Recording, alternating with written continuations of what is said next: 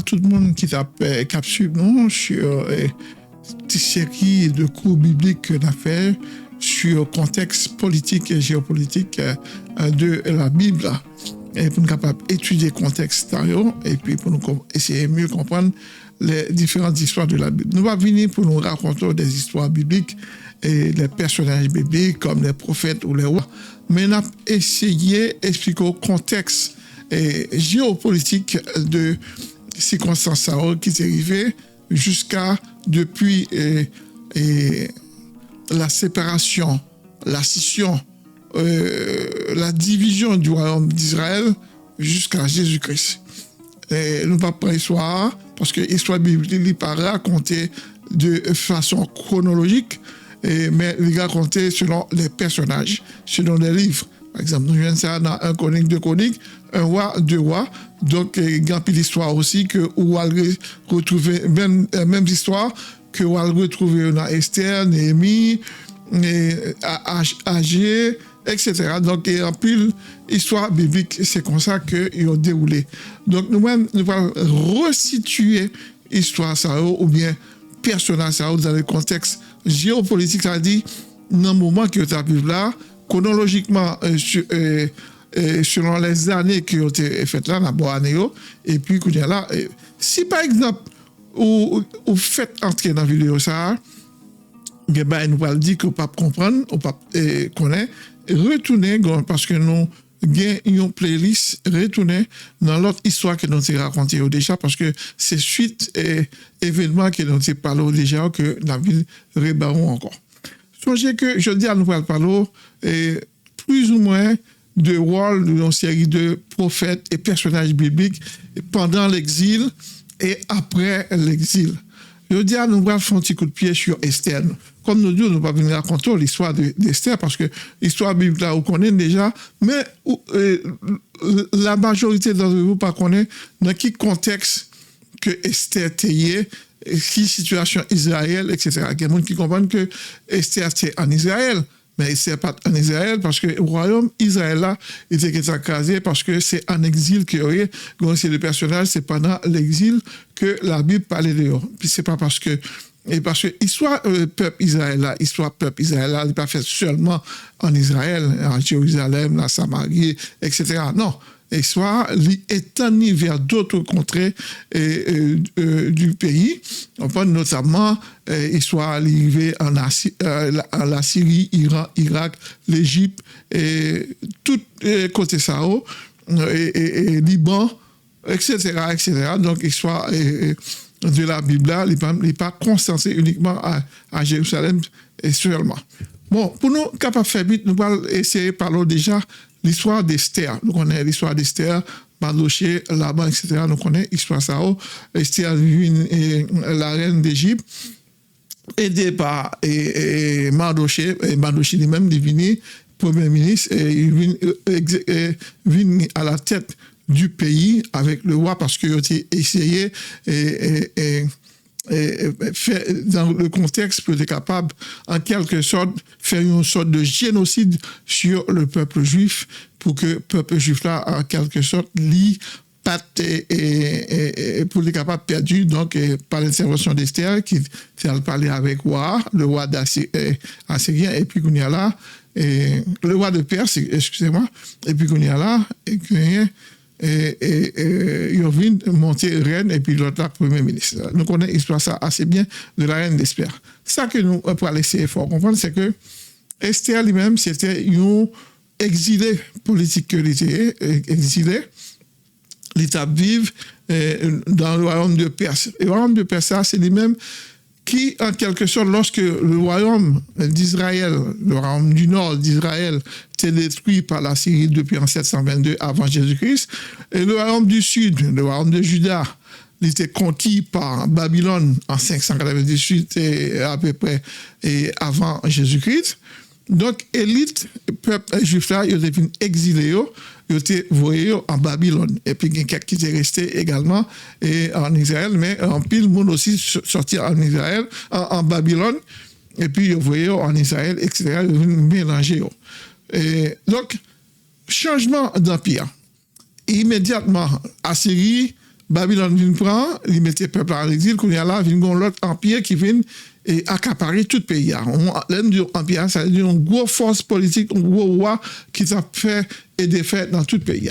Roi ça a là le droit de vie et de mort sur ces sujets. Tout ça, le dit, c'était ça. C'est ça que l'empire là. L'empire perse, dirigé par Cyrus le Grand. Et monsieur, c'est un concurrent que monsieur était. Monsieur crasé Babylone, malgré Babylone, c'était un gros empire qu'elle était. Donc, il y a même Perse, les mêmes qui sorti dans la zone Iran, surtout Iran, et Irak, et donc pas de gagner deux pays ça pour qu'on existait, mais c'était l'empire perse, ou bien Léo Médès et Perse, Médo-Perse. Donc c'est un gros empire que l'était, et bien lui-même il vient accaparer Babylone, il écraser Babylone, et puis qu'on y a là, il vient, et comme nous expliquons déjà dans l'histoire précédente, il vient restaurer la nation d'Israël, il permettre que ils pratiquent la religion, ils adorent Dieu, etc., etc. Donc c'est un bon roi que c'est pour le peuple juif. Ils ont rebâti le temple de Jérusalem. Ils mettaient tout objet sacré qui était volé, pillé, etc. Ils ont rebâti, qu'on est là, le temple de Salomon. Et 70 ans après, ils ont fait une casier. Le temple de Salomon vient reprendre place. Et puis nous songez que nous parlons de rôle de Néhémie dans la reconstruction ou bien dans la restauration, et puis Esdras également qui était considéré comme un monde qui a écrit les livres de la loi, etc., pour être capable et reprendre contexte et pas géopolitique, un contexte biblique et tradition de la Torah, comprendre pour être capable d'enseigner peuple là, faire peuple là, venir reprendre le droit aller, comprendre pour être capable toujours observer l'Éternel.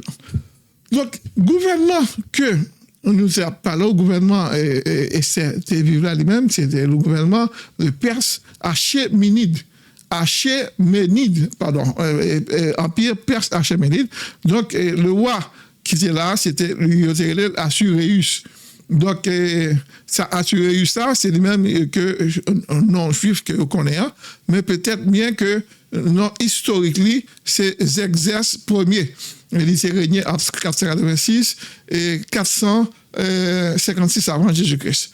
Donc, type de gouvernement qui était gagné à cette époque, pendant que Esther était là, c'était la monarchie absolue. C'est un roi lui-même, il s'est fait et défait.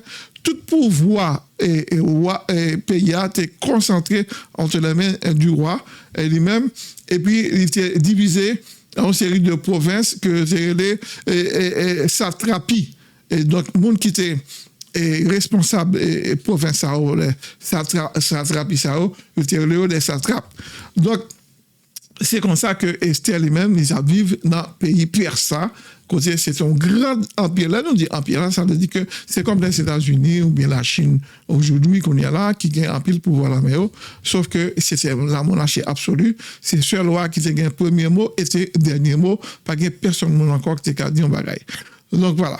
Donc, à l'époque là, nous sommes situés déjà beaucoup sur l'empire perse, et puis actuel Iran, et puis juifs eux-mêmes, ils n'ont pas de gain, tout pouvoir juif, tout royaume juif est écrasé, que ce soit le royaume du Nord, ou bien le royaume du Sud, ou bien le royaume de Juda, ils ont tout écrasé, ils ont tout dispersé, ils vivent en Babylonie, en Babylone, et puis qu'on y a là, et comme nous avons dit, il y a une diaspora qui vit à l'extérieur. C'est la donne que nous faisons aussi Daniel, et également qui était là, nous faisons Ézéchiel, nous-mêmes jeunes Jérémie aussi, qui était là presque avant l'exil, mais qui était vivre dans le moment ça. Nous avons pour nous parler de chaque prophète ça pendant l'exil et après l'exil que nous parlons.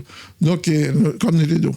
Donc, statut juif, c'était une minorité tolérée, mais vulnérable, par le fait qu'on est là, il n'y a pas de force, il n'y a pas de roi, il n'y a pas de rien, etc. Donc Esther lui-même, c'est une figure de la diaspora juive. Okay? Donc c'est comme ça, l'histoire là, lui-même, elle est faite. Nous allons relater quelques personnages bibliques très importants pour nous capables bien situer l'histoire là.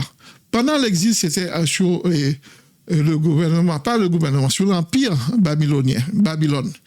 Et puis, sur l'Empire de Perse, tous les deux pouvoirs Sao, pour l'Empire Sao, c'est eux-mêmes qui mettaient le peuple-là, Babylone écrasé le royaume de Juda, ils mettaient le peuple-là en captivité, et puis ils vivent pendant l'exil. Et puis Perse vini, il écrasé Babylone, il vit toujours qu'il y ait le peuple-là en exil, même si que qu'on y a là, et le roi Cyrus lui-même permet qu'il retourne un petit peu la caillou pour qu'il soit capable de jouer. Nous jouons Daniel, comme nous parlons d'abord. Daniel lui-même, il vit sous l'Empire Babylone.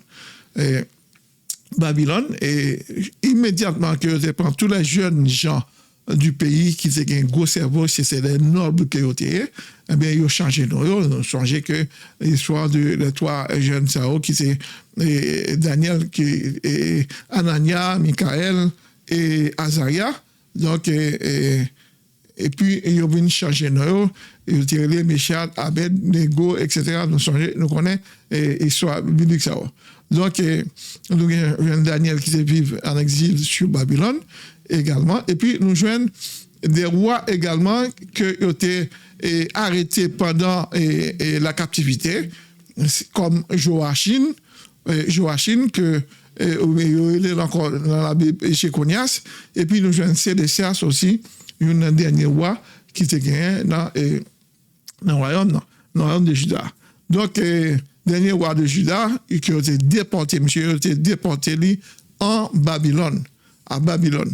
Donc, sous l'empire de Perse même, nous connaissons, nous racontons l'histoire de Sédécias même, des petits tués, et puis les mêmes de et puis, etc. Donc, l'Empire de Perse, à partir de 539 avant Jésus-Christ, nous jouons des personnages bibliques très importants également, tels que par exemple Esdras, nous parlons de Esdras lui-même. Esdras, c'était un scribe et un prêtre à Babylone, c'est lui-même qui s'est quand écrit, où il joué le rôle pour capable réécrire la Bible ou bien rassembler tout le travail de la Torah pour capable écrire et puis pour que le peuple soit capable et apprendre les principes de la Bible, etc., les principes de la Torah, de la loi de Dieu. Et puis, nous avons Néhémie également, nous parlons un petit peu de lui-même. Néhémie, lui-même, c'était les chansons du roi Assus. Ça dit, c'est un gros, pas dit porte-parole, mais un gros sujet que le royaume empire persa. Suse, c'était la capitale de la Perse, ok, la capitale de l'empire perse. Et puis, c'est même côté ça aussi à Perse que Esther lui-même est à vivre. C'est à Suse également que ils deviennent la reine d'Esther. Donc, Néhémie lui-même, il a demandé permission pour être capable de retourner en Israël et de moyens pour être capable de travailler dans la reconstruction des murailles de Jérusalem et puis également dans la reconstruction du temple de Salomon. Bon, nous parlons de Mardoché. Mardoché lui-même, donc on est le cousin d'Esther, de la reine d'Esther lui-même, qui vient jouer un grand rôle aussi dans l'Empire perse. Et c'est lui-même qui jouait le rôle de protecteur des Juifs, que ça fait complot pour être capable de tuer tous les Juifs à cette époque. On connaît l'histoire ça très bien comme nous ne pouvons pas parler de l'histoire ça. Nous jouons Zorobabel et Josué. Donc Josué, c'est pas Josué, nous c'est qu'on est sur Moïse, ça a passé longtemps, mais c'est Josué, le grand prêtre, avec Zorobabel. Donc Mounsao, c'est des leaders sur le règne de Cyrus lui-même. Cyrus lui-même, et c'était le roi qui s'est entré en Israël, qui s'est permis que le peuple a libéré, etc. Nous expliquons ça déjà. Nous avons un Zorobabel qui est là. C'est Wally, c'était un monde qui était là pendant le retour de la première vague du retour du peuple juif vers sa terre natale, vers Israël. Donc, lui-même, il était participé aussi dans la reconstruction du temple de Jérusalem. Et puis, il était l'autre prophète avec lui, comme Agé, et puis Zacharie. Et puis, par la fin aussi, nous avons Malachi. Donc, les personnages, bon, en gros, tout personnage qui est là pendant l'exil, et avant l'exil, pendant l'exil et au retour du peuple Israël pas dans sa terre promise, mais une partie du peuple, parce que c'est un pile peuple israélite qui s'est resté dans la diaspora à l'exil, ils ont continué à vivre à l'exil. Le jeune Daniel nous connaît, qui s'appelle en Babylone, et puis ils ont parti dans l'Empire perse. Le pays d'Exaïe, c'était des gros fonctionnaires qui ont été. Nous connaissons l'histoire de Daniel à cause de rêves interprétés qu'il était prêt. Je suis joué un très grand rôle, et déjà avec Nabucodonosor, et puis, il y a là, et sur également l'Empire perse avec le roi Cyrus. Et puis, nous avons Ézéchiel lui-même, qui est un prophète qui vit en Babylone, en Babylonie ou bien en Babylone. Et puis, c'était un prophète exilé au même titre que Daniel. Et puis, nous avons également Esdras lui-même, qui vit sous l'Empire perse. Esdras nous-mêmes, comme nous expliquons, c'est scribe et réformateur qu'il est. Et puis, Néhémie aussi, nous parlons de lui-même, qui est échanson du roi, et puis, nous jouons une série de l'autre monde encore, comme Esther et Mardochée que nous parlons, qui vivent sous l'Empire perse, en tant que reine et ministre, comme nous avons dit, premier ministre. Et puis, nous jouons Zorobabel, que nous parlons là, comme avec Josué, le grand prêtre, qui vivent toujours sous l'Empire perse. C'est des leaders civils que liés, par exemple, Zorobabel, c'est un grand rôle dans la reconstruction. Et puis, nous jouons Esdras et Agé également, qui vivent dans cette époque sur l'Empire perse. Voilà. C'est là que nous campons pour nous capables de contexte politique. Et l'autre semaine, nous gagnons pour nous capables de parler en quelque sorte d'une série de prophètes qui vivent pendant le règne d'une série de rois qui étaient là lorsque le royaume du Nord était toujours existé, et puis le royaume du Sud, le royaume de Juda, c'est toujours existé, ou le prophète, comme par exemple Élisée, vous comprenez? Et puis Jérémie qui était là, en pile prophète, qui était là, nous parlons par le roi, et qui ça a été fait, et puis sur quel gouvernement qui a été. Voilà. Donc, comme nous disons, intéressez-nous, nos petits pouces si ça intéresse, et puis, abonnez avec nous, s'il te plaît, abonnez pour nous capables de gagner plus de monde qui est capable de gagner accès à ces histoires bibliques, à ces histoires de la Bible, pour capable mieux comprendre la Bible et puis le contexte que la Bible était écrite pour nous capable mieux comprendre l'histoire. Nous connaissons l'histoire, mais nous ne savons pas qui est qui a été situé, sur quel gouvernement, etc. et dans qui contexte qui a été fait.